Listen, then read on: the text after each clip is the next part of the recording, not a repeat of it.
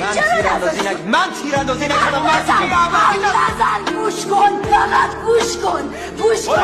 محض رضای خدا بشنو، ببین بفهم. وقتی اون عوضی دستور حمله داد باید یه گوله تو مغز اون شلیک کردی، باید سربازات جلوی اون ردیف کردی. نباید میذاشتی جوونه دست گل مردم به گوله ببندن. اون احمد، اون آرمین کامل چه بیشاره بمیرم آخه چیکار کرده بودن اون بچه ها؟ تو بگو فقط از مملکتشون دفاع کرده بودن، تو هیچ کاری نکردی. باشه قبول اونا کشتن.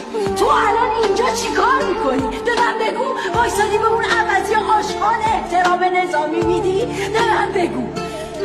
من تو این دستا تن بیجون پروین گرفتم، تو دستای من تنش هنوز گرم بود، تو دستای من مرد. میفهمی؟ من از این دستا حالم به هم میخوره، از خودم حالم به هم میخوره، از تو حالم به هم میخوره.